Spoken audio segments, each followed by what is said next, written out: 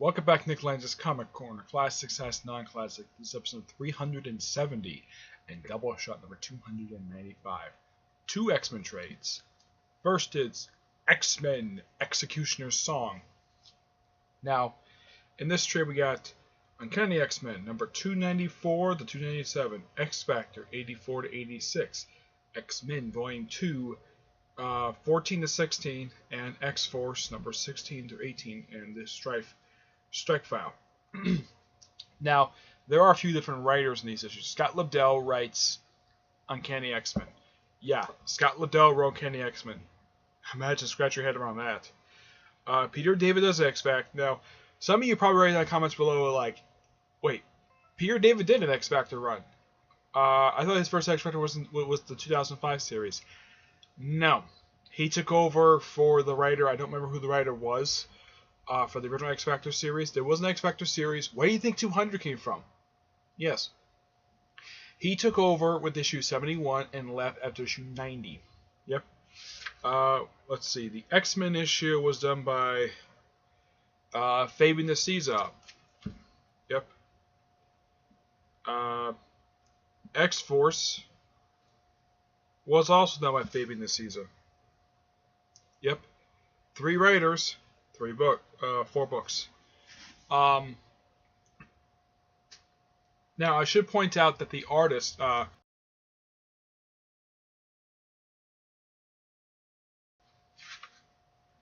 see if I can find the right page here. Let's see here. The artist for Uncanny X-Men. Yeah, Marvel doesn't do this that very often when they list off who the artist is. In the DC trades, yeah, they do this. But in Marvel, nope. Marvel does not do this at all. Why? Because they're too damn lazy. That's why. Oh yeah, and they charge ridiculous prices. Okay. Brandon Peterson is the one who does the Uncanny X-Men issues. X-Factor, believe it or not, is done by Jay Lee. And the artwork is bad. Look at this thing. This is terrible. Yeah. I mean, the guy does better job nowadays today than he did back then because this artwork is atrociously bad. Yeah, because it's the early '90s. Let's have all the artists be have to be bad, have to be good. X-Men is done by Andy Kubert. Yep, Andy Kubert, his first X-Men book. Yep, this is Andy Kubert's artwork. Yep, Andy Kubert. Let's see. For X-Force, it is Greg Capullo. Yes, the guy known for doing Batman. He also did Spawn for a period of time. Yep, he got started in X-Men, just like Rob Liefeld did. Yep. Yeah, I should point out that the main villain of the story, no, it's not Apocalypse. Yeah, this is actually a lie. Apocalypse is not the main villain of the storyline. The main villain, let's see if I can find him here. Find a good picture of him. Let's see. It is this guy, Strife. Yep. And he himself is a creation of Rob Liefeld. Now, when you think of Rob Liefeld characters, the first two always come to mind is Cable and Deadpool. Yeah, he did create characters for Image for his Extreme Studios. At Marvel, he created not only Cable and Deadpool, he also created Domino, Shatterstar, X-Force. The female Dove of Hawk and Dove. Yeah, he created that one too. Yep, he's responsible for he's credited for creating her. If you look her up, he's listed as the artist who actually first drew her for Hawk and Dove Volume 2, Number 1. Now, the story of this storyline is that Professor Xavier's shot. Well, basically, before I get to that, there's some brief setup here and there from there's actually, well, basically the story of this is that Xavier is shot in the head, though he survived. This is actually the first time this actually happened to him. Yeah, what happened with Messiah Complex actually was the second time. That was done by Bishop. This one's actually done by somebody else. It was assumed it was Cable, but it was actually Strife. Yeah, this is also the storyline with Cable, when Cyclops finds out Cable is actually his son from the future. The same child he sent as a baby to the future, of course, he grew up in the future. Yep. This storyline reveals that, well, Fabian DeCisa basically is the one who actually helped co-create the Cable as well, so him being involved in the storyline is a fantastic thing. Now, the storytelling here is really, really good. The writing is fantastic. The artwork for all the issues in here, except for X Factor, are all really damn good. The Strike Files is just simply a profile book. They threw it in here because it was released as a part of the crossover. The crossover itself is only 12 parts with a one issue with a I think it's like a 13 part. Let's see, 4, 7, 10. It's a 13 part crossover. Yes, 13 parts. Spread out over the course of 4 books. Coming out over the course of 3 to 4 months. Coming out in 1993. That's when the storyline was released, though. The trade itself, this is, of course, very dumb on the part of Marvel to do. They don't give a copyright date in here of when these issues were released. Excuse me. On the cover it says like November of whatever, but actually the actual issue itself, nope, they took out the copyright dates out of here. Oh, in case you're wondering, how much does this trade cost? $40. No joke, it's $40.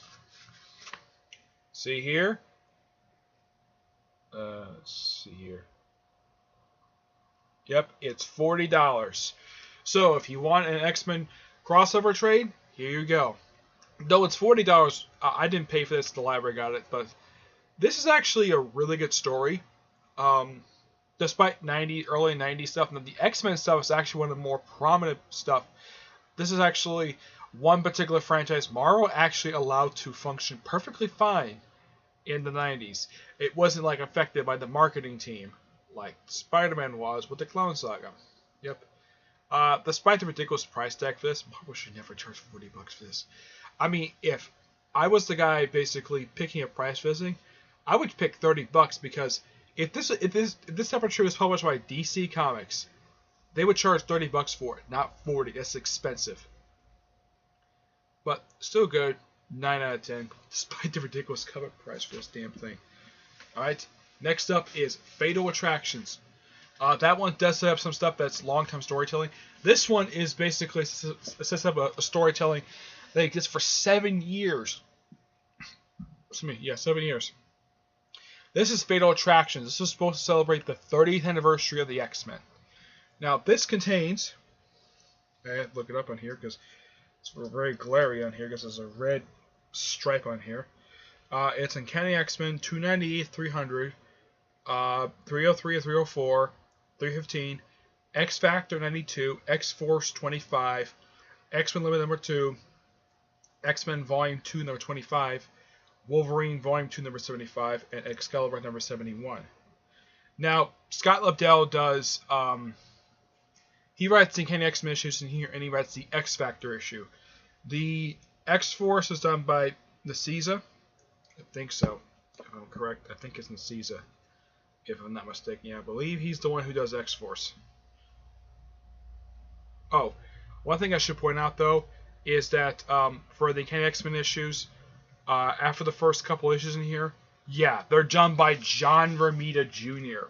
Yeah, there's not a lot of people who's fans of his artwork. I have respect for the guy because, here's the thing. He has this weird fetish. Also, since it's the 90s, we gotta do this. Turning a page on the side. Yeah, not much in X-Cutioner song, but a lot of it in this particular trade here. Let's see. The X-Men Limited issue, that's actually done by the writer of G.I. Joe, Larry Hama. Yep, he does that particular comic book. Let's see here. Let's see, I know X-Force is done by, I think the Caesar does X-Men, if I'm mistaken. Let me take a look here.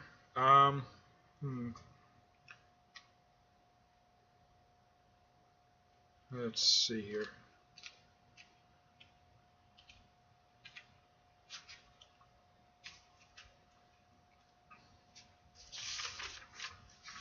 trying to find the appropriate page here. Trying to find something. Let's see. Yeah, X Unlimited is done by Famous Season with artwork by Jan Dorschma. Yeah. Fantastic artwork. Yep. Yeah, some say probably at the time Magneto deserves an ongoing series. And he got one. In 2013. Yep. Let's see. Where are you? Here we go. X-Men. X-Men is written by... I think it's still the season, if I'm not mistaken. Yeah. There's a quick cameo in X-Men 25 by The Thing and Reed Richards. Yep. They do a quick cameo and they do Jack Squad. Yep. They do not help the X-Men at all. Why? Because it's the X-Men. Half the time I do nothing. Fabian the Seas does the X-Men issue with artwork by Andy Kubert. I should point out also one of the two things that happens in this particular issue that basically is a storyline for the next 7 years. Let me show you something. This is a very infamous issue. It's a landmark issue. Not just because, oh, it's 25 issues of X-Men. This happens. Wolverine's antimaterial metal is pulled out through his pores by Magneto. This storyline, this picture is actually on Wikipedia, believe it or not. And this, him being removed of his antimaterium from his body, this is a storyline for the next 7 years up until X-Men the 12. Larry Hama also does Wolverine as well. The Excalibur issue, I believe, is done by, I think it's Lobdell. Yeah, Lobdell does the issue. I'm not sure. Now, Jay DeMatteis is credited as one of the writers on here. I am not really sure exactly what the heck he does. I think he may have written one of the issues of Uncanny X-Men. I think he was one of the writers for Uncanny X-Men 300. He may have been. I don't know. It's a possibility. Let me look it up here. I don't think he was. Was he? I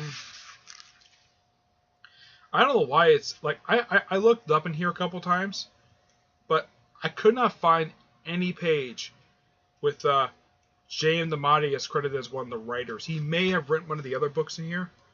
I'm not really sure, but pretty much yes. The book does have great artwork in here by, well, besides John Romita Jr., who does most of the Uncanny X-Men issues.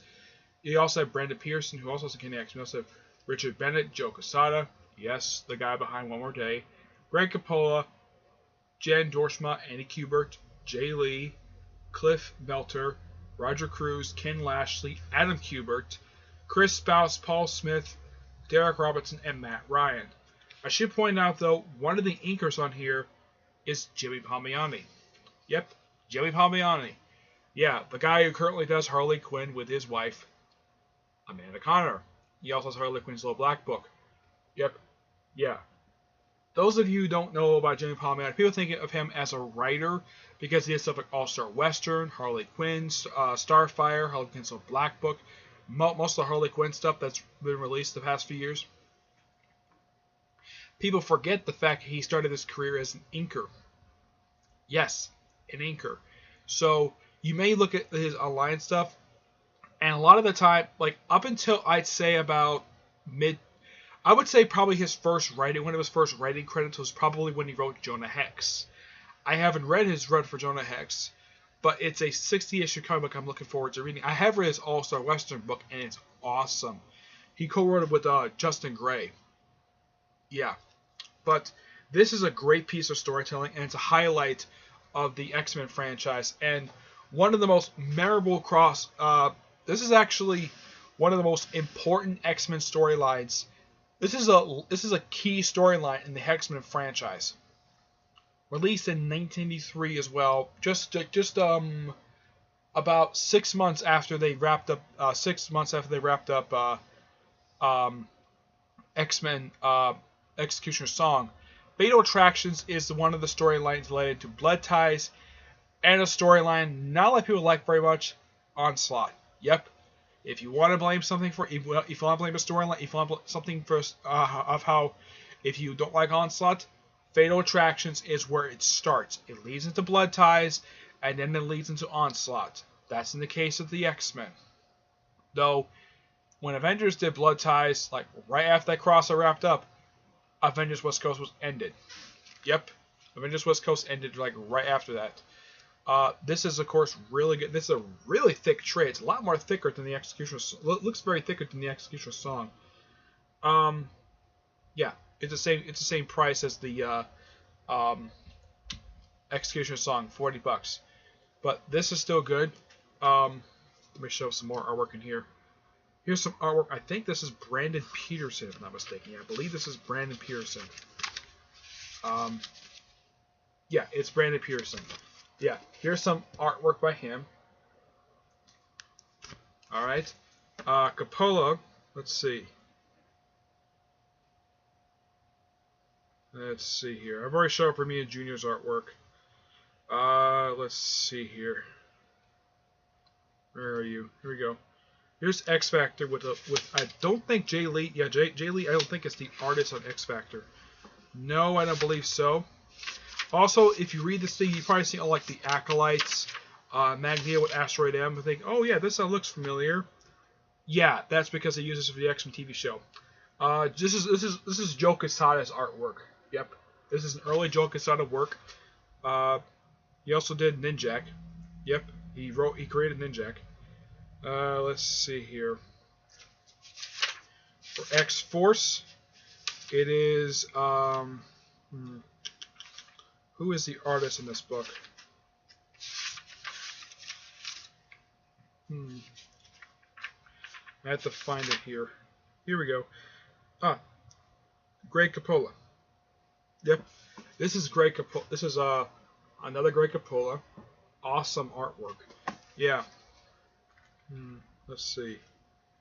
Ken X-Men's origin. We do know that. Let's see.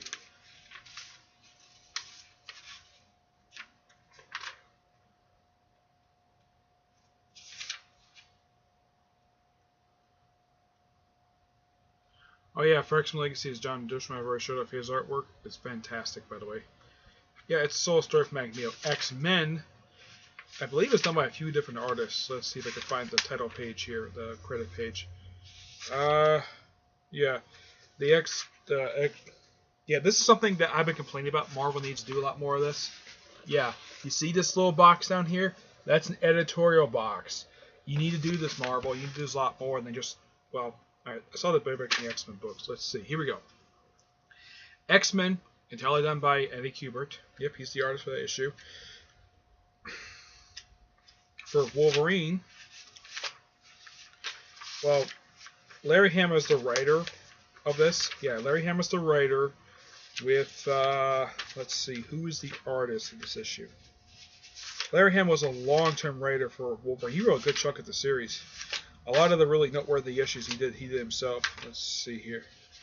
Where are you? I have to look it up here. It's a double-sized issue. Let's see. Dang it, where the heck is it? Where the heck is that title page? Hope Marvel didn't cut it out.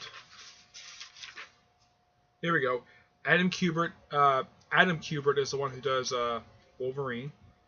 Yeah, here's some Adam Kubert artwork. Yep, Kubert was working on the X-Men book, which is awesome. Excalibur, which Lobdell is the writer of this. This is Ken Lashley, Derek Robertson, and Matthew Ryan. They're the writers of this issue. The penciler is Cam Smith. Okay.